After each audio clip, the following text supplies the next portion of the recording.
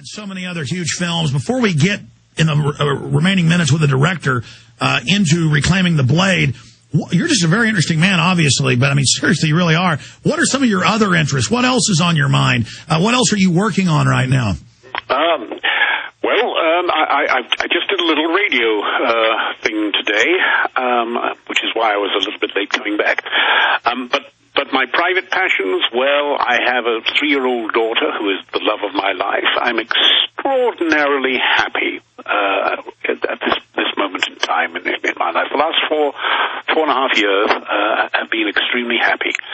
I play with cars. I have a disgraceful collection of wonderful cars that I really should thin down, but it's rather like sort of working, you know, and I don't want to use the word mockingly, but it's a sort of Sophie's choice that you have to make when you try to get rid of one. I mean, you can't possibly let that one go because, well, you know, or that one, so you end up keeping the ball, really. But I like engineering. I like getting up in the morning and getting my hands dirty, or writing or something like that. And you're also into swords. You're somewhat of a swordsman yourself. I used to be. Unfortunately, I broke my back and my arm on a film set about 6 years ago. And I didn't know that. I moved from being a fairly hard old man, really, to being an old wimp. But I have to confess that even before Daniel's thing came, I do sleep with a samurai sword beside my bed, and it is sharp. Burglars should be aware of this. I tend to swing rather heavily, just in case we get a visitor. Incredible, absolutely incredible. Wow, I didn't know you'd broken your back and your arm. What film was that? Oh, it was a piece of rubbish, really, called La Femme Musketeer. But it had some nice people in it, Michael York and the great Depardieu and a few others.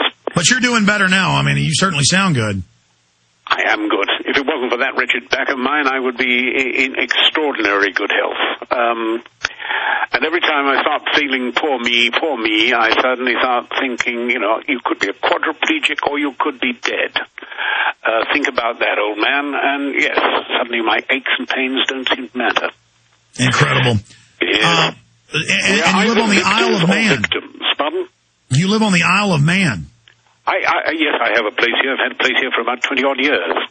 More than that, 22 years, I think.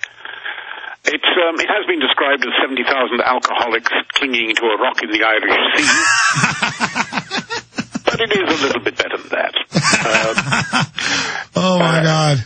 All right, if you're a motorbike man, it is heaven itself. It is Valhalla. It is where the greatest street racing takes place. Valhalla. Yeah, Rick Linklater was over there making a movie about Orson Welles. He told me it was a really neat place. I want to visit it sometime. John Rhys-Davies is our guest. Let's go to the director, reclaimingtheblade.com. And here is the film. They actually gave me some free copies to give out as prizes. So I will just say this, that at the end of the show, I am going to give you an email address, and the first 10 emails that come in asking for one with your address, you get Reclaiming the Blade. And I guess we should spend a few minutes with the director himself, Daniel McNichol, talking about what is in this great film that got Viggo in it, and you got John, and you got so many other, the Swordmaster, the top guy in Hollywood who trained all the folks for Star Wars and so many other films. I mean, this is a who's who, but it's also pro-self-defense, pro-liberty. What a message. Wow, what a conversation you guys have been having. I feel unworthy to chime in. You've always got great guests, and John's absolutely one of them.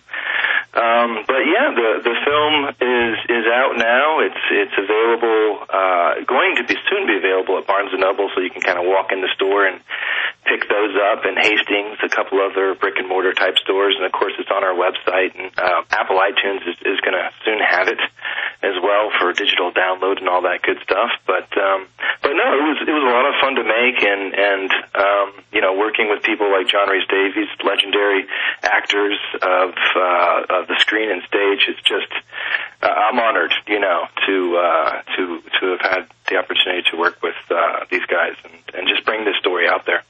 Well, I know you'd made some other, pretty big films, but I mean, even for a huge director or somebody who's had a bunch of big films, it's hard to get all these actors and all these. No, I've done nothing so far. This is my first film, but I've. Well, I mean, I'd seen you've been involved in quite a few other big productions. I guess this is your first film that's yours. Sure. So that's my question. How did you get all these great people together? Well, you know, it starts one at a time, and you know, it always helps to have somebody like John Rhys-Davies early on believing in the script, and his name is you know, not only legendary among the fans, but legendary among other actors and filmmakers. So, you know, having somebody like him on board. That's right. I should add, it's narrated by John Rhys-Davies. That's right. And he's also in the film. And then there's a extra DVD that comes with it, correct? Yeah. Actually, that's where our interview with John is, and of course he narrates the film, so he's performing. And the other fellows, Viggo and Carl Urban and Bob Anderson, who was Darth Vader, we did interviews with them, of course. So Darth Vader. And by the way, I promise you the lightsabers are on the way. So hey, you don't have to ply me with loot. I'm just happy to get the lightsabers to have more battles with my kids. I know you have 5 for your kids or whatever, but I know the guys there will probably love them, and they're just a lot of fun. So. I tell you, my children murder me every day with those lightsabers, so I'll be glad to get some more. Going back to John Rhys-Davies, I should have made that point early on because I was aware of it. You were instrumental in getting this made, and were really the first big name to come on board. Was that because you're just so into the history of the blade and reclaiming it? I thought it was a very interesting idea. I'm quite well read, and it's not often that I read a script that actually informs me so much about areas that I had no idea existed. And I thought it was really deserving of attention. And I'm glad that I was in some very slight way useful in getting the thing made and put together. But please do not overestimate my powers or contribution. This is Daniel's project. It was well thought, resourced, and well serviced.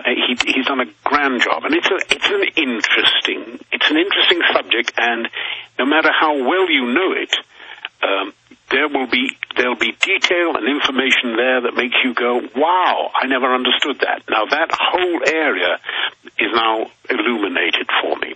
Well, I was going to agree with you that I'm somewhat well read about history just because it's interesting, and about chivalry and different wars that happened in the Middle Ages, and then even in some of the more modern wars. And I learned a lot watching the film, and of course the extras that are in it. So folks should go to reclaimingtheblade.com and get the film with the extras, Reclaiming the Blade, with John Rhys-Davies featuring Viggo Mortensen and many others, Bob Anderson and Carl Urban.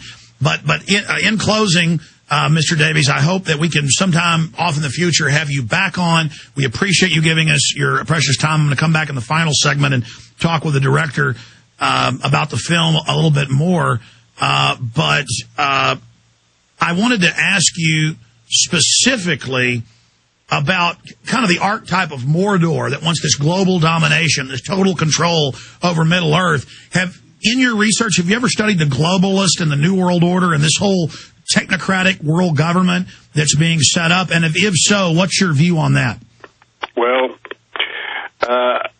yes, indeed. If all our princes were true philosophers, what a wonderful world it would be. But since they're not, since they're nasty, venal, and corrupt, most of them, and some are just misguided idealists out to do the best thing and making a terrible hash of the whole thing. In the end, liberty is down to individuals and groups of individuals. Sometimes it can be expressed as a nation. The United States is still the most liberally, and I mean that in the finest way, it is still the country with the greatest level of liberty and a personal sense of self-worth and self-liberty. It is the great defier of tyranny. And I think that Europe may well be sinking into an awful period of darkness and centralization and monopoly. Don't let your country do it, and frankly, it won't. So the United States is Midas Tirith, and it needs to stand with liberty and freedom, but we need Europe as well, and we've got to stop these powerful forces that want to loot and rob us, and thanks to people like you speaking up and standing up, we may be able to do that. John Rhys-Davies, again, thank you so much for joining us from the Isle of Man. And God bless the United States, sir. Good night. You too, sir. God bless England over there. Take care. All right, that was an amazing interview with John Rhys-Davies. I went ahead and skipped that final break because, I was excited to have him on because I like the movies he's in. And, we'll talk about swords and the history of self-defense. But that was a blow-me-away interview, plus some of the behind-the-scenes discussions.